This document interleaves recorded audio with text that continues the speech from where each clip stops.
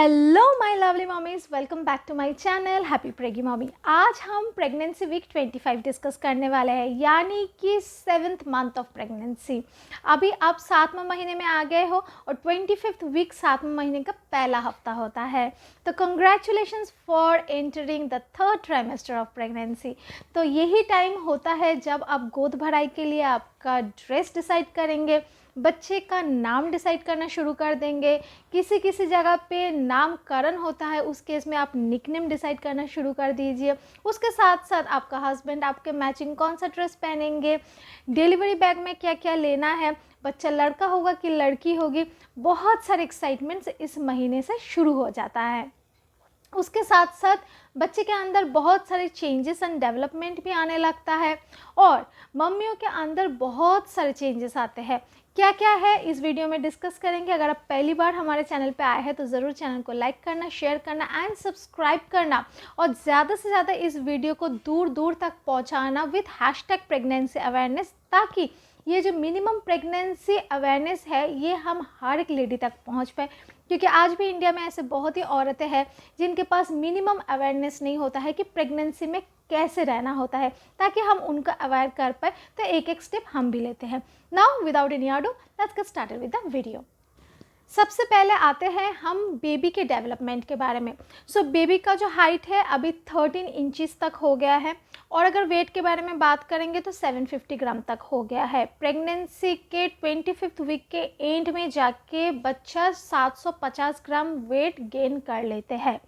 और उसके साथ साथ अगर हम लेंथ के बारे में बात करेंगे कि बच्चा कितना बड़ा हो गया है पेट के अंदर, देखिए बाहर से तो बेबी बम बहुत ही अच्छे से नज़र आ रहा है, अंदर से हमारे जो रिब्स होते हैं, रिब्स के बिल्कुल जो लास्ट वाला रिब होता है वहाँ तक बच्चा भी पहुँच गया है। डॉक्टर जब भी आपके फंडल एरिया चेक करेंगे उनको बहुत ही अच्छे से समझ आएगा। बट आप ये ट्राई मत कीजिए ताकि पेट के अंदर, यूट्रस के अंदर जो एमनियोटिक फ्लूइड है वो डिसरप्ट ना हो।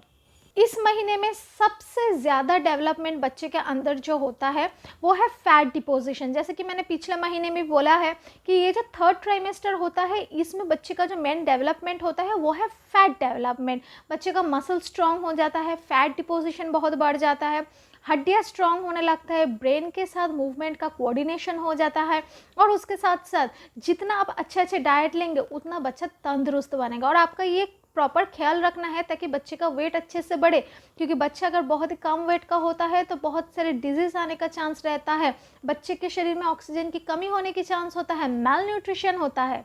तो चलिए मम्मी के बारे में डिस्कस कर लेते हैं। मम्मियों को कौन कौन सी चीज़ों का ख्याल रखना है एक हेल्दी बेबी पैदा करने के लिए।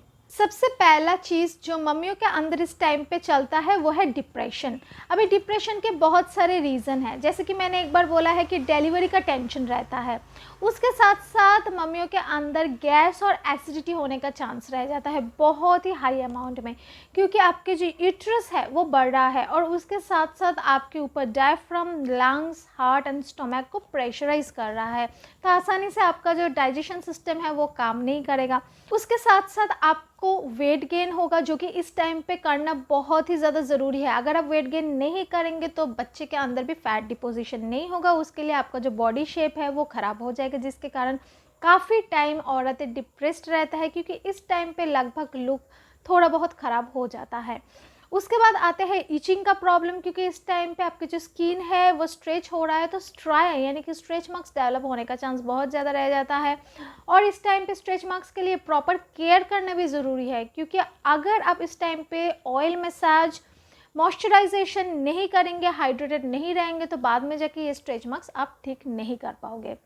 इसके बाद आते हैं अनकंफर्टेबल रिलेशनशिप। मुश्किल हो जाता है क्योंकि आपकी यूट्रस बहुत ही बढ़ गया है। अभी आप जैसे रिलेशन बनेंगे आपको अनकंफर्टेबिलिटी फील होगा। उसके साथ साथ आपके पेट के ऊपर के साथ साथ पेट के नीचे वाले हिस्से में भी बहुत ही ज़्यादा प्रेशर लगेगा, स्ट्रेच लगेगा, कमर में खींच सा आएगा, पैर में खींच लगेगा, रिलेशन बनाना बहुत ज़्यादा डिफ़िकल्ट हो जाता है। इसी के लिए भी काफ़ी टाइम रिलेशन में डिस्टेंस आ जाता है। उठने बैठने में तो बहुत टाइम दिक्कत होता है, जैसे हम सोने से उठ के खड़े होते हैं तो चक्कर आ जाता है, बट बार बार हमको वॉशरूम जाना पड़ता है क्योंकि फ्रीक्वेंटली यूरिनेशन होता है, जिसके लिए स्लीपलेसनेस एक प्रॉब्लम होता है, रात को नींद नहीं आती है। तो डिप्रेशन इस टाइम में बहुत ज़्यादा आता है। बट आपको ख्याल रखना है कि आपको स्ट्रेस नहीं लेना है, क्योंकि ये जो स्ट्रेस हार्मोन होते हैं ये बहुत ही खतरनाक होता है आपके बच्चे के लिए। पहले के 3 महीने में ये मिसकैरेज तक करवा देते हैं। इसलिए आपको स्पेशल ध्यान रखना है कि स्ट्रेस हार्मोन आपके बॉडी में तैयार ना हो। उसके साथ साथ नेगेटिव नहीं सोचना, इस टाइम पे एंग्जाइटी ज़्यादा होता है, क्यूरियोसिटी बढ़ जाता है, इसीलिए मन में काफ़ी ज़्यादा क्वेश्चंस आते हैं, मूड स्विंग्स आते हैं। तो स्ट्रेस नहीं लेना है और उसके साथ साथ पॉजिटिव रहने का ट्राई करना है। प्रेगनेंसी के 25th वीक में बच्चे का जो आइज़ है वो अच्छी तरीके से डेवलप हो गया है। बच्चा भी आसानी से आई खोल सकते हैं, बंद कर सकते हैं। उसके साथ साथ बच्चे का जो नोज़ है वो भी डेवलप हो चुका है एमनोटिक फ्लूइड के अंदर ही, हालांकि पर वो अभी सांस ले सकते हैं, नाक से सीख रहा है वो सांस लेना। उसके साथ साथ आपके जो लंग्स है, लंग्स भी अब प्रॉपर तरीके से काम करना शुरू कर दिया है। अभी इससे बच्चे को प्रिपरेशन दे रहे हैं ताकि वो जब बाहर आएगा, डिलीवरी हो जाएगा, बाहर आके वो नाक से ऑक्सीजन ले पाए। मम्मियों के लिए सबसे इम्पोर्टेंट टिप्स यही है कि आपके बॉडी को हाइड्रेटेड रखो, आपका जो भी डाइट है वो बैलेंस रखो, फैटी चीज़ें ज़्यादा खाओ और उसके साथ साथ इमोशन को कंट्रोल में रखो। क्यों? क्योंकि इधर मैं इंट्रोड्यूस करूंगी आप लोगों को द बार्कर डिजीज़ के साथ। इसको द बार्कर हाइपोथेसिस भी बोलते हैं। इसका एक और नाम है fetal origin of adult disease. ये क्या होता है? पेट के अंदर रहते हुए बच्चे अगर बहुत ही कम वेट का होता है, माल न्यूट्रिशन के कारण, मम्मी अच्छे से डाइट नहीं लिया है, बच्चा बहुत ही कमज़ोर पैदा हुआ है, इससे ये द बार्कर हाइपोथेसिस डिजीज़ आते हैं। इसके बारे में आप खुद भी सर्च कर सकते हैं। ये क्या होता है? जब बच्चे का वेट बहुत ही ज़्यादा कम होता है तो जैसे ही बच्चे बाहर आते हैं, डॉक्टर बोलते हैं, हमारे आसपास के रिलेटिव्स बोलने लगते हैं, हम खुद भी सोचते हैं कि जल्दी से बच्चे को ज़्यादा ज़्यादा खिला दे तो बच्चा थोड़ा सा तंदुरुस्त बन जाएगा। और ज़्यादातर टाइम ये होता भी है, बच्चा पैदा होता है बहुत ही कमज़ोर, उसके बाद निकलने के बाद फार्मूला मिल्क, ब्रेस्ट मिल्क बहुत ही तेज़ी से बच्चे को पिलाया जाता है। जैसे ही बच्चे 6 महीना क्रॉस कर देते हैं, बहुत ही हेवी सॉलिड फूड हम देना स्टार्ट करते हैं, जिसके लिए बच्चा बहुत तेज़ी से वेट गेन करता है। हमने सुने होंगे बच्चे का आइज़ का पावर बहुत ज़्यादा हो गया है कम एज में, बीपी का प्रॉब्लम आ गया है, हार्ट अटैक का प्रॉब्लम आ गया है, डायबिटीज़ आ गया है। ये इसी के कारण होता है क्योंकि पेट के अंदर बच्चा बहुत ही मैलन्यूट्रिशन में सफ़र करते हैं और उसी कंडीशन में बच्चा एडजस्ट भी हो जाता है। और जब पैदा होते हैं, जैसे आप उसको खाना खिलाएंगे उसके साथ भी बच्चा एडजस्ट हो जाता है। पर बच्चे के शरीर के अंदर जो कमियां शुरू में ऑलरेडी आ चुका है वो पूरी ज़िंदगी भर रहता है और उसी से यही सब डिजीज़ बहुत ही कम उम्र में बच्चे के अंदर आ जाते हैं। इसको बोलते हैं the fetal origin of adult disease, जो डॉक्टर डेविड बार्कर ने बहुत ही ज़्यादा रिसर्च करने के बाद निकाला है कि क्यों छोटे बच्चों को कम एज में इन सारे प्रॉब्लमों का सामना करना पड़ता है। ज़्यादातर टाइम हम जो भी न्यूट्रिशन लेते हैं मम्मियाँ, उस न्यूट्रिशन से जो भी इम्पोर्टेंट न्यूट्रिएंट्स बच्चे के अंदर जाता है वो ज़्यादातर टाइम ब्रेन के डेवलपमेंट के लिए जाता है। और वही सेम होता है ब्लड सप्लाई के साथ। आपका हार्ट तो बहुत तेज़ी से पंप कर रहा है, आपका सर्कुलेटरी सिस्टम भी बहुत वर्क कर रहा है एंड आपके जो नर्वस सिस्टम है वो ब्लड को फ्लक्चुएट कर रहा है, अप एंड डाउन कर रहा है बच्चे के पूरे बॉडी में। सबसे ज़्यादा जो न्यूट्रिशन एंड ब्लड सप्लाई होता है वो बच्चे का जो हेड है यानी कि ब्रेन है, सर है, वो गेन करता है। उसके कंपैरिजन में बच्चे का बॉडी और प्लेसेंटा मैलन्यूट्रिएंट रहता है। इसीलिए मम्मी का इस टाइम में प्रॉपर खाना खाना, प्रॉपर डाइट लेना बहुत ही ज़्यादा ज़रूरी है। पूरे प्रेगनेंसी में बोला जाता है कि अच्छे से डाइट लो, अच्छा खाना खाओ, ताकि आप भी हेल्दी रहो, आपके बच्चा भी हेल्दी रहे। और ये जो प्रॉब्लम है जो बर्थ लेने के बाद भी परसिस्ट कर जाता है, ये मम्मी बाद में समझते हैं।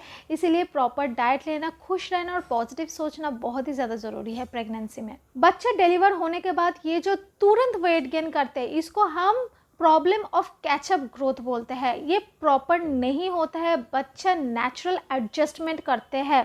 ये बच्चे के हेल्थ के लिए बहुत ही ख़राब होता है। ये पेरेंट्स जल्दी समझते तो है नहीं, बाद में BP, hypertension, heart attack, nervous का development, in fact structural, functional and metabolism disruption भी होता है। यानी कि बच्चा अच्छे से हजम नहीं कर पाते, हजम का प्रॉब्लम आ जाता है, गैस का प्रॉब्लम आ जाता है, स्ट्रक्चर पतला हो जाता है, बॉडी का जो ऑर्गन्स है वो फंक्शन नहीं करता है अच्छे से।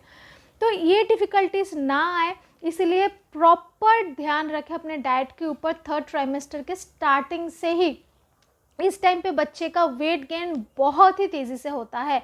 तो आपका बच्चा अच्छे से ग्रोथ ले और आपका वेट गेन प्रॉपर हो, इसके ऊपर स्पेशल ध्यान आपको 25th मंथ ऑफ प्रेगनेंसी में रखना है।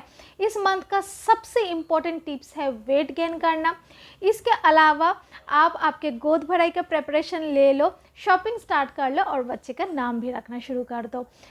इस वीडियो को इधर एंड करते हैं। आई होप दैट आप लोगों को अच्छा लगा। अगर कोई भी क्वेश्चन है कमेंट सेक्शन में ज़रूर पूछिएगा, मैं ट्राई करूँगी जितना हो सके आप लोगों को रिप्लाई देने का। मिलता है नेक्स्ट वीडियो पे नेक्स्ट किसी इंटरेस्टिंग टॉपिक के साथ। टिल देन सारे अच्छे से रहिएगा।